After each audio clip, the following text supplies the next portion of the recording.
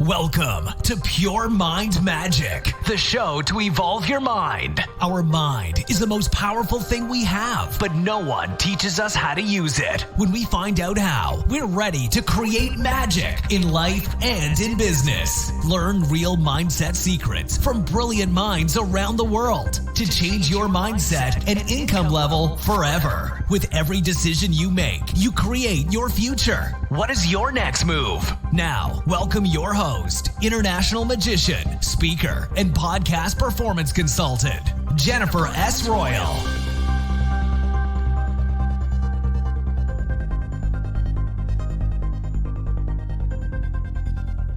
Ladies and gentlemen, today's episode is kind of different. Today's episode is really entertaining and will be funny because my guest is comedian, actor, speaker, and coach Dina Nina Martinez.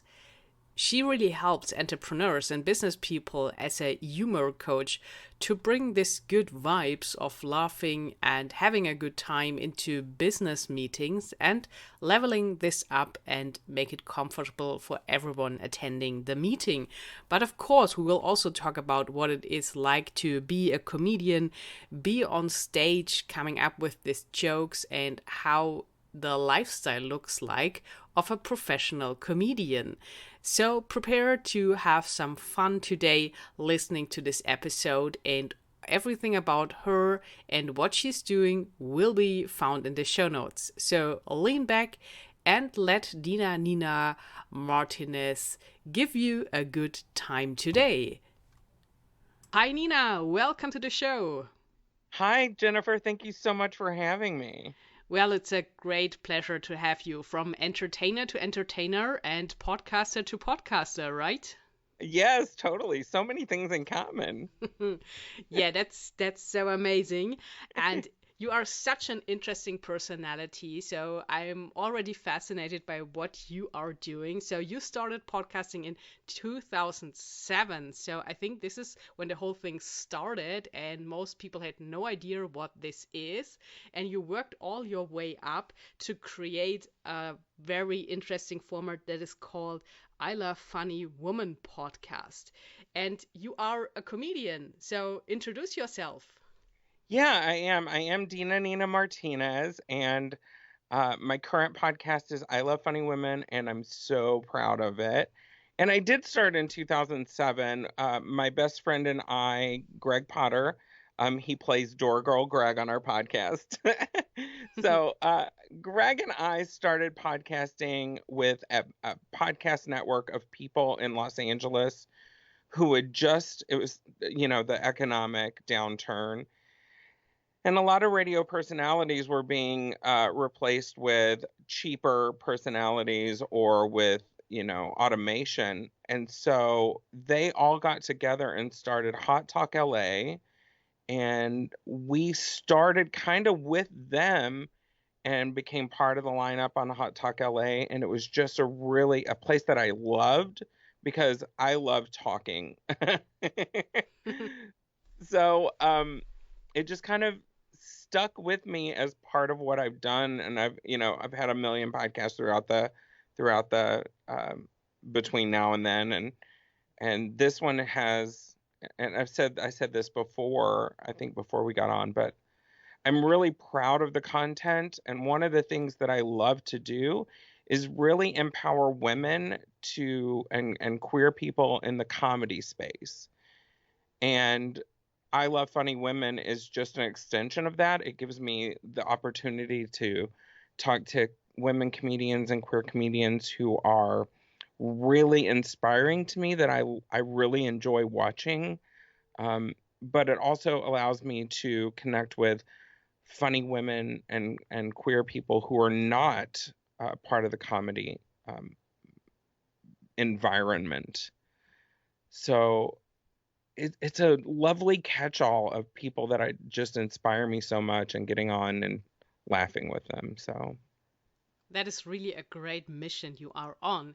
And what is funny in itself, that you are now on a German podcast where Germans are world famous for being so serious. I don't know. I've met a lot of really funny Germans.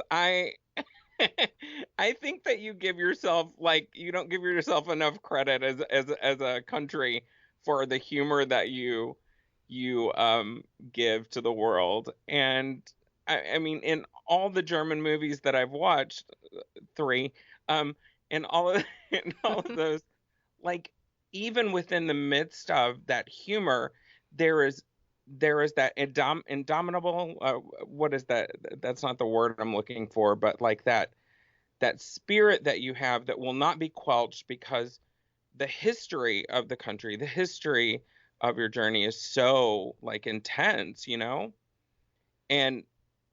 and there are places that all of the art that comes out of Germany has that's tongue in cheek, or that is just really interesting. So don't say you're not funny. Okay, so when you say this is a professional comedian, I just believe you. Good. Because Yeah, everything I say is 100% true. of course. So I would never doubt that. So you have the stamp as comedian on it, so everything is true. I believe you. So I will build a new belief system today, I guess. Yes. Germany, you get a stamp of comedy approval. Awesome. That's perfect. I have to get this in written form, I guess. I'll send a Fantastic. certificate to you. Yes, great. Thank you so much. I will post that. That sounds really good, Dina. So thank you so much for this. And Of course. now, out of curiosity, I have to ask you this. So, me with the background in magic and performing magic on stage, how do you become a comedian? So, is this something you can really learn, or do you need a special talent for this, or are there different routes to go? Can you tell us?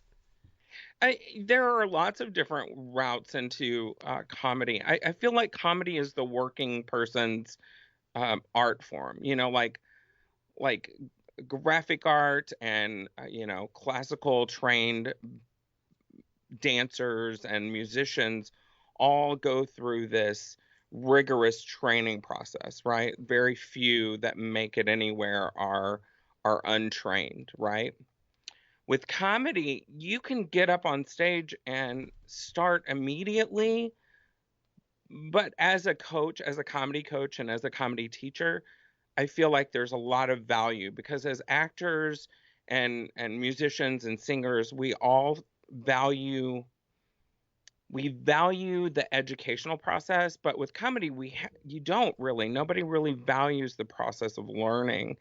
And I think it's important for you to either surround yourself with people that are comedians that are doing it, that are professional, that are willing to sow into your life as a comic, or find a comedy community that is either teaching or that you can just fall into and feel connected with.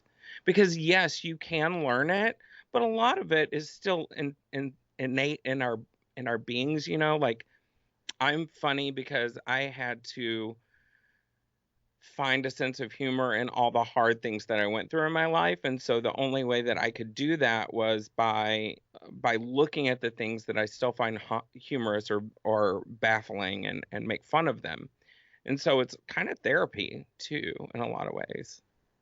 That sounds really interesting. And before I move on to my next question, Dina, what would you Yes, I'm single. I am single. Okay, nice. Yeah, I was curious about that too, but great. And you mentioned something before we started about your dating profile. So maybe you can share some insights. What will people find on your dating profile? I literally have stopped dating because apps are trash. Like dating apps are trash.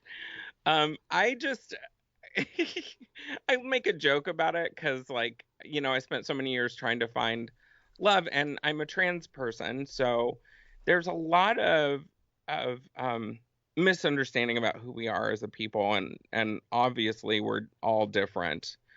But my journey as far as love goes is about love and not dating apps, which are just about, getting together. And I've turned into a very prudish old lady, even though I make dirty jokes for a living. That's funny in itself. And Yeah, I was asking. Or sad. It's Yeah, funny or sad. depending on how you see it, of course. So, yeah, this was another question here I had in the back of my mind. So, what would you say? I mean, you said that you are also a comedy coach or humor coach, and I Yeah. think still to this day, no matter what kind of relationship you are looking for, but humor tends to be something that is like number one or two on people's list. hmm Yeah, if I date a guy who doesn't laugh at my jokes and I make a lot of jokes, then I can't. I'm just like, no, you are very unattractive to me if you're not gonna laugh. Your abs are no use if you're not gonna laugh at my jokes, you know? I see. So, but you would say that it can help in a relationship, right? Especially to cope with maybe difficult times or just to have a good time when you are dating and you are kind of entertaining and you are able to make the other person laugh. Yeah, absolutely. And it also works and can work in your advantage if you're like an entrepreneur, in your business relationships, because all of us want to have a more enjoyable work experience and work environment. And I know that I really enjoy working with companies and individuals who are humorous when we're doing things that are serious, especially because it breaks it up and it really gives us, a camaraderie, a better rapport, because you're now not working with somebody who is a monolith and very serious. You're working with somebody who can see the value in humor and also meet your personality in a way that is beneficial for a partnership. Makes so much sense. Yes. And I think that humor can really break up the tension, especially when you have a business meeting for hours and hours and Ugh. there's so much pressure. Yeah, if I couldn't joke on a Zoom meeting, I would just end up bawling and eating potato chips. Like that's Nice. So, do you help people in case someone is listening now who is an entrepreneur and does a lot of meetings? Do you still work as a comedy or humor coach and can help entrepreneurs and business people that would like to develop that skill? Yeah, absolutely. I do work individually, mostly geared towards creating material. Like I work with comics to create material that is indicative of their story, and I also work with them to create new material and fine tune it. That's my specific expertise. I don't like that word expertise. That is my specific um, modus operandi, if you will. um, but one of the things that I know as somebody who is an entrepreneur, who works with entrepreneurs, is that humor can impact a business relationship in so many beautiful ways. And so, if you want to take a workshop with me or set up coaching so that we can just talk about your funny stories and then you can find a way to work those into your conversations or get you to think like a comedian does. Because we're always thinking about how do I set up a joke and how do I, you know, hide the punchline as much as possible until that moment when I'm giving you the goods, giving you that punchline. That punchline comes from a space of surprise and an unexpected place. And so when you're working and you're constantly thinking, okay, this is a good introduction to this punchline. How do I get to that punchline? And then you can throw in a punchline. And I don't know. I value that in business relationships and personal relationships, just as a matter of existing in the world. Humor just makes me happy. It makes me want to continue living. And Very after nice. this year, there's a lot in that. Yes, you're so right, Dina. And for everyone listening, I will put all the contact information to Dina Nina into the show notes. So, in case you're interested in booking a personal one on one coaching with her and make the next meeting your best meeting that people will remember, then go for it. Hmm. And I'm also a speaker. And so when you're speaking to, 50, 25, 150, 5,000 people, whatever, having that genuine connection and bringing them to a place where they can laugh, especially if it's like a serious business training, you want to be able to laugh in those because they get really boring. Like a lot of companies will hire these people who come in with just facts. I'm going to tell you this fact, I'm going to tell you this fact, but what I want to get to is I want to be able to tell you those facts, make you laugh, because when you laugh after information is disseminated, when you laugh, that works it into the body kinetically as well. That's an awesome point. And I think it drives home the point where people say that other people will not remember what you said, but they will remember how you made them feel. Absolutely. And I worked in the service industry, hospitality industry for decades. And one of the reasons that people kept coming back to my table was because I made them laugh, I made them feel wonderful, and for those 30 minutes to an hour that they were in at my table eating, they were having a good time. They were not thinking about how terrible their life is. So they had a reprieve at my table while I was serving them, food. And that feeling, that making people feel great and making them have a reprieve from their life, whether it's at a comedy show or in the middle of a work day or whatever, is one of the most valuable things, because I think one of the things that we are learning from this pandemic is that we are all connected and that we have to be able to interact with each other when we disagree, when we agree, no matter what. We have to work together. This is that we're on a planet that's like a ship, and the ship ain't gonna go nowhere if we don't work together and solve the issues that we have as societies, as a globe, that affect everyone. And humor can bring world peace, is what I'm saying. Awesome statement, I would say. That's great. Yeah, so this is the solution for all. I'm Yes, glad we found it on the show. women, queer people, and funny. Yes, yes, right.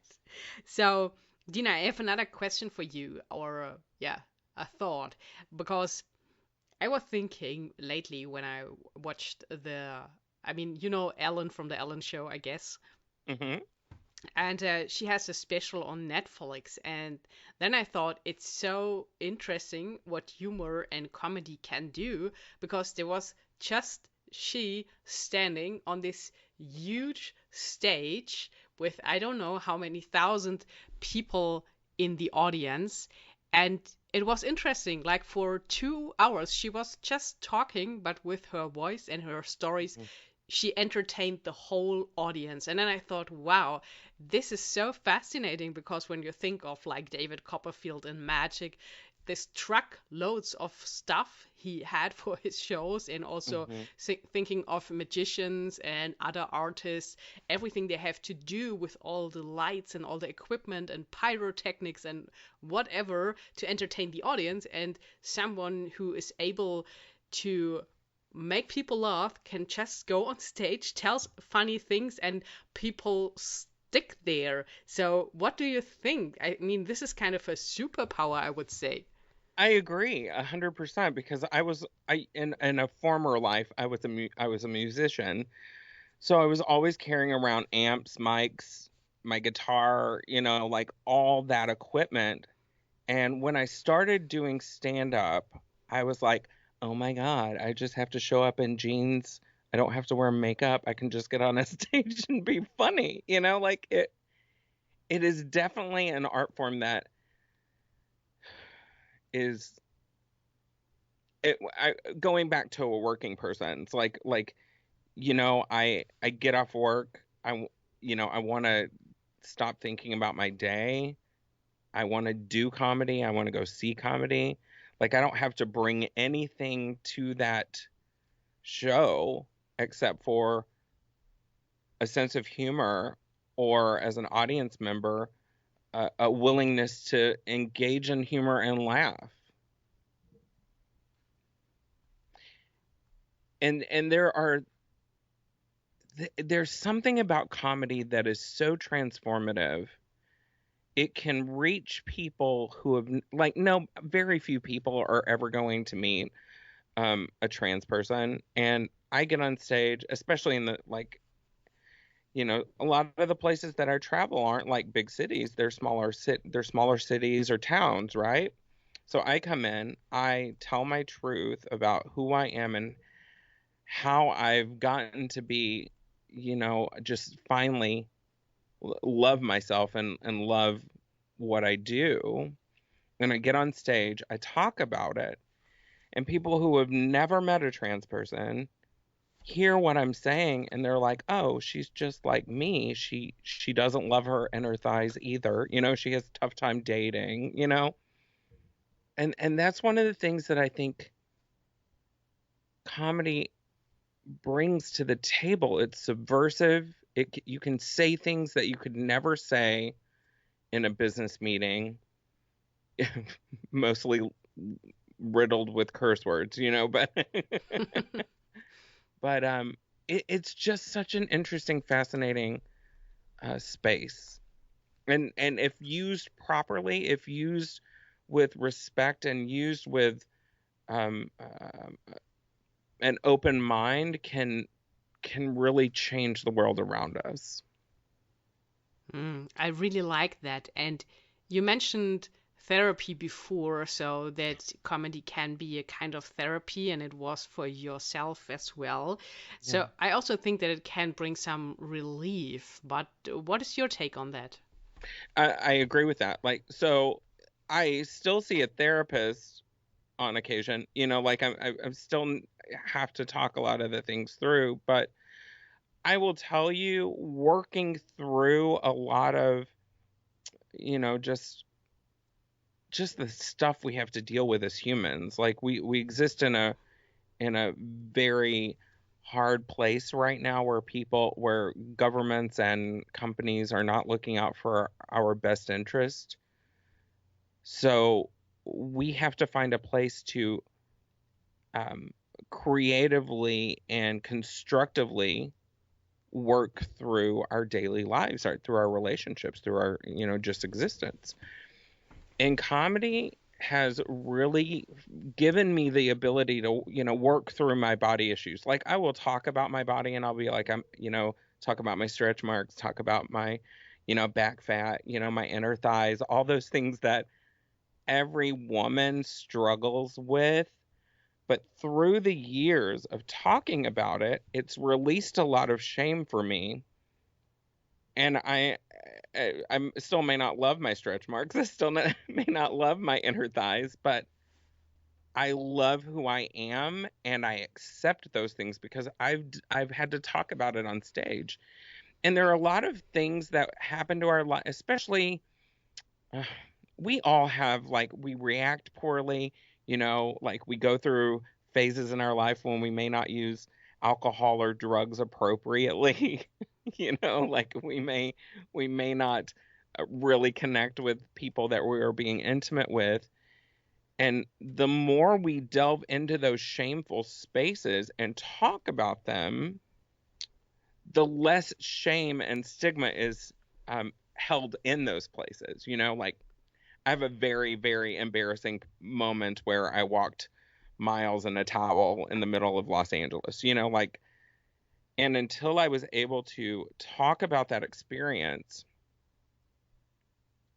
I wasn't able to deal with that experience. And now I can make fun of it and talk about it. And it doesn't have that shame that sticks to us anymore. So that's where comedy and storytelling become healing and for ourselves, for those of us who are doing comedy. But it also allows the audience members to be like, hey, I've had this shameful experience. Can I talk about it in a way that is going to uplift me and diffuse the stigma and shame around it? Makes sense, yes. Yeah. And Dina, when you feel comfortable, would you like to share some insights on your personal journey, how you became a trans person?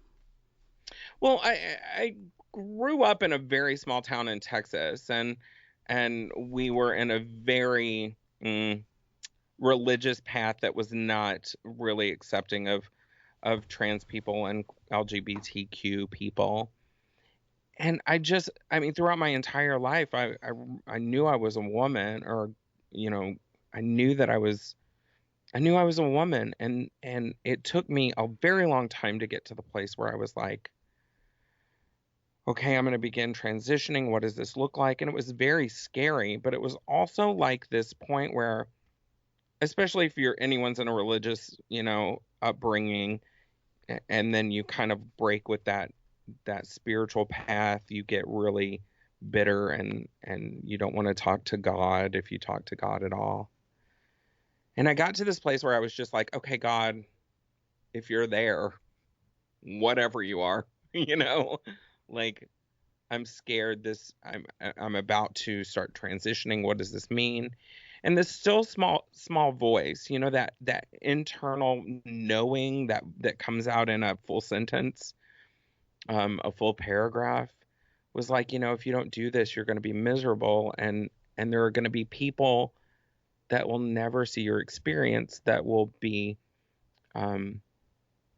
essentially, kill themselves, because suicide, especially in the trans and queer community, is really high.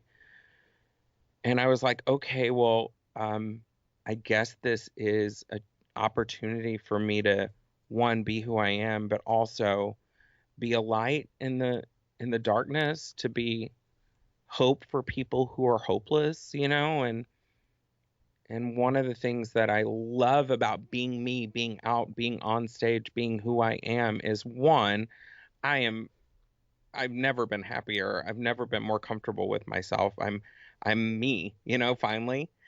Um, and then there's the opportunity to be visible and to be open and to show people that just because you're trans or queer doesn't make you any less valuable of a human being.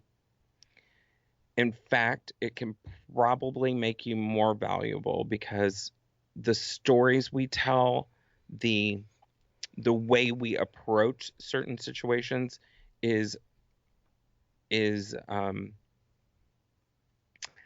dusted with these experiences that a lot of people don't have. You know what I mean? Yes. And so we're able to shine light into those spaces that a lot of people think are magical and esoteric and scary. And we're just humans living our lives, being who we are. Yes, that's true. Yeah. So, Dina, what happened to your mindset in this process of making the transition? I think it's also like a personal transformation, maybe, Mm. and I guess everyone can relate to that on one level or another. So, what changed inside your mind? Literally, quite literally, the words that came out of my mouth to myself were like, oh my God, this is how normal people think. This is how I've always supposed to be. That was like, I just felt finally like me, like the person that I'm supposed to be. So when you feel more comfortable with yourself, you function better. You function like you need to function, or you are supposed to function as a human being. And so when I was able to be myself,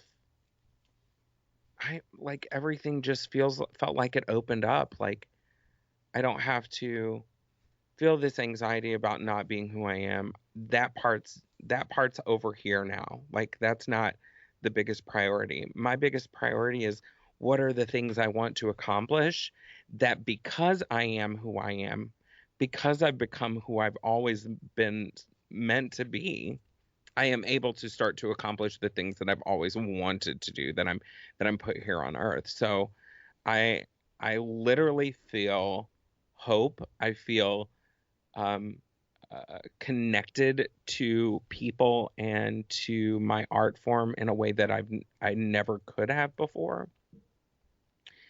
And honestly, if I hadn't transitioned, I don't think I would be an entrepreneur. I would have been stuck in, corporate America, which, hey, if that's what you love to do, that's great. But it definitely was soul crushing for me.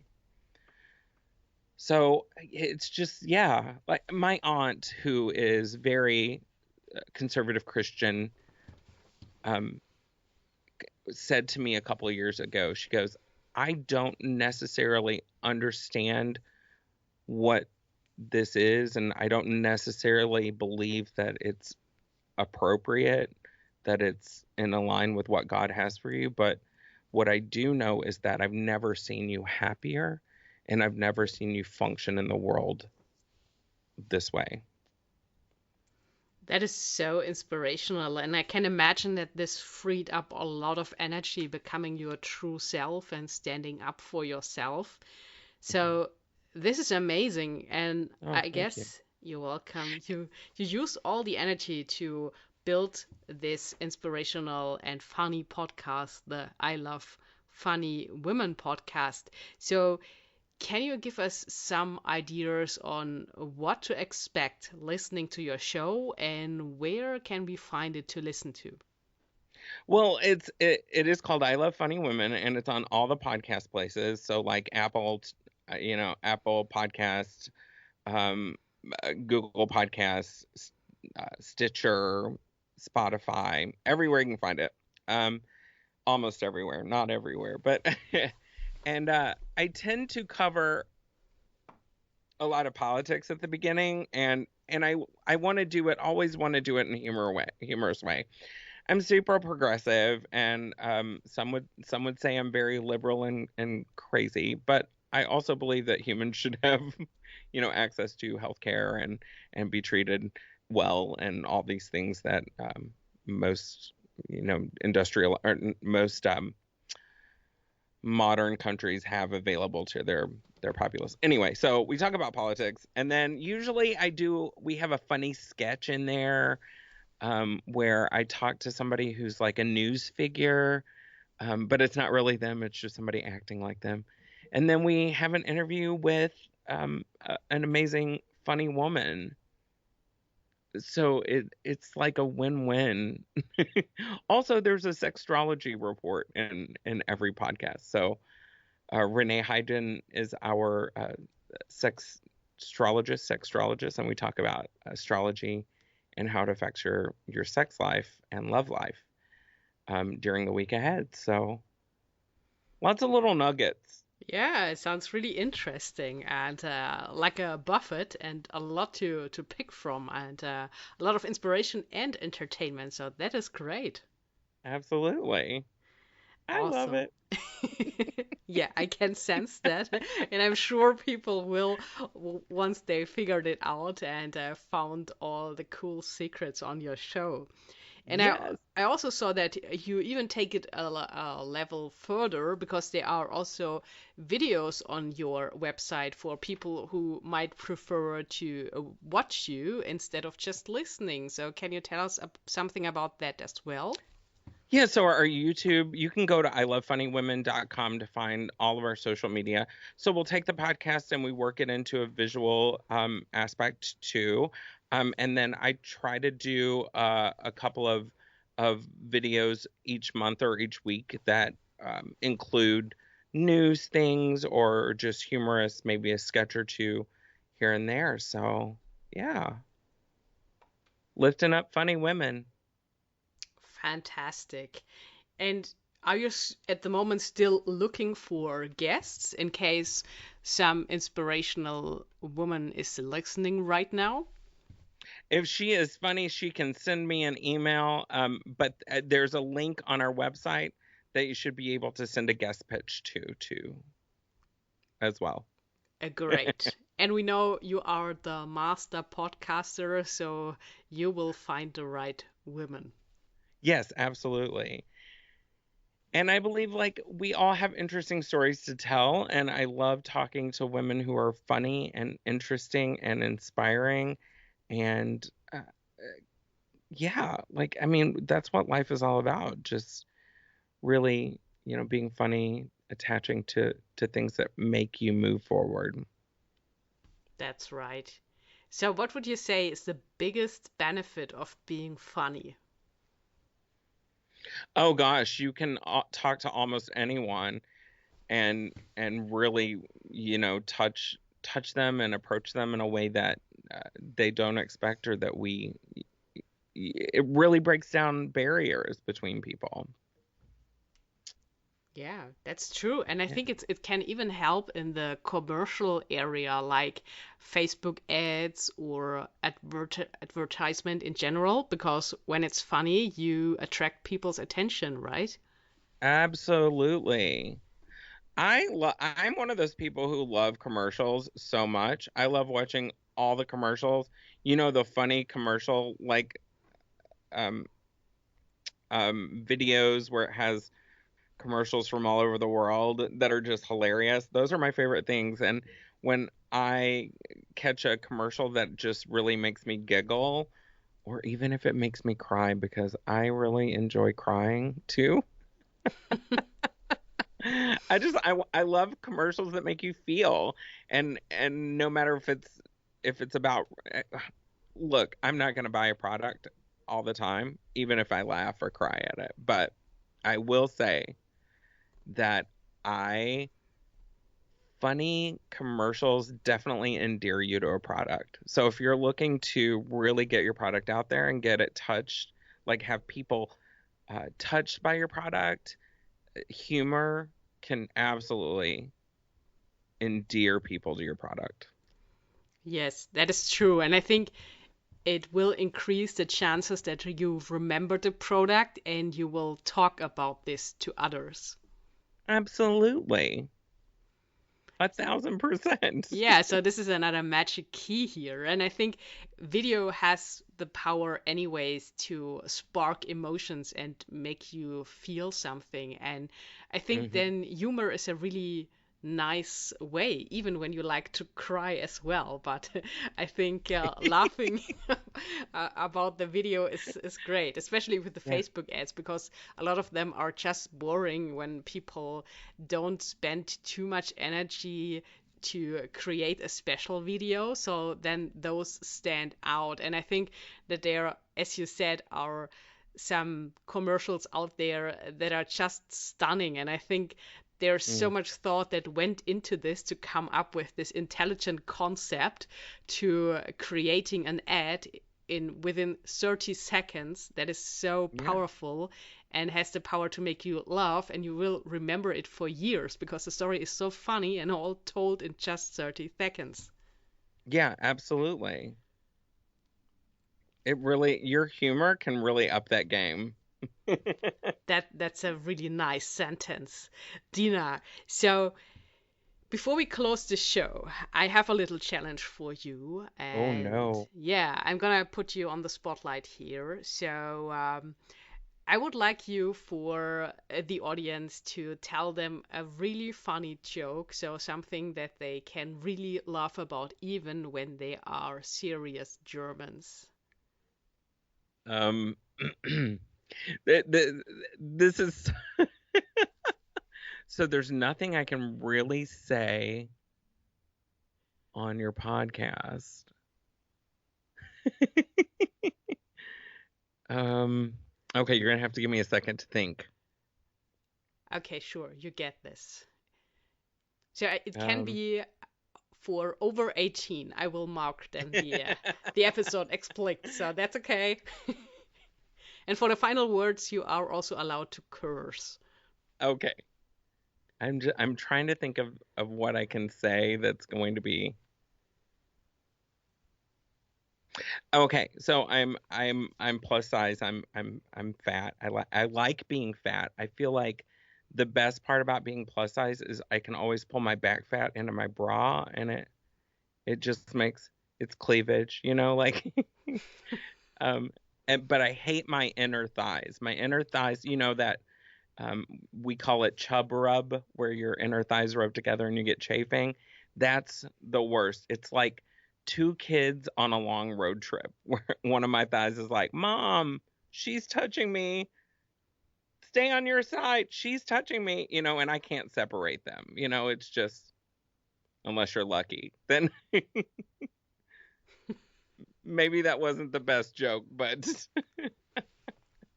Yeah, it was a tough challenge. it was definitely one that you have to follow, and it's not great. You can cut that joke. I won't, but let's say this, there's more on your show, and they are Yes. prepared in another way. And I just like to put people on the spot because, yeah, it's not that easy, and it rushes all the adrenaline through your body. And yeah, you found something. So I'm sweating right now. I'm sweating. I and I think it's so funny because people are always asking, tell us a joke, and I'm like, ugh, why does everybody ask me for that? And it's never easy. It's never easy to think of jokes, and I tell them all the time. So it's like, what? yes, that's right. And so you see, my podcast is even a physical experience. It is. Yes, and I can relate to what you're saying because in my times as a magician, I had the same experience. So everywhere I was going, people were asking, "Oh, can you do a magic trick or can you Yes. make something appear?" And it was really so.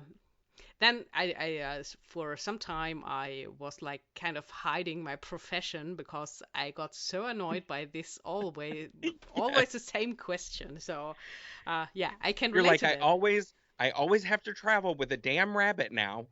Yes, kind of that. And imagine this, Dina. No one would ask a dentist to do a sample work or whatever at a family party. I would love to do that, actually. Could you fill my my cavity here? Yes, this would be a totally different scene, I guess. It would be. Nice. But I think when we see it from the other side, it's great to have a profession people are really interested in that is really extraordinary and people would like to know more because I guess when you say that you are just working in an office for an insurance company, it's not that interesting anyways. At all. You're all, I'm an accountant. Yeah, not much fun there. Yeah, so I guess we can live with this burden that you are being asked to tell a joke, and me when the world opens up again to show a card trick or whatever. We do everything to make the world a better place, even when just Yes, for a few minutes, right? absolutely. And I can't Awesome. wait to see you do more magic. I thought so. And you have to tell more jokes so that the whole frequency of the world is lighting up again. Yes. Anytime you're down, just give me a call. I will. I will. Sounds good, Dinar. So it was really a pleasure having you on Pure Mind Magic today, sharing a lot of insights and also some backstories on humor, how it can help even in the business space as a therapy and what it is like being a comedian. And again, all the information to connect with Dina, find out more, listen to her show or find her videos or even book her as your personal humor coach is in the show notes directly below this episode. Thanks again, Dina, for being my guest, and I wish you really funny times ahead. Thank you. I wish you funny times ahead.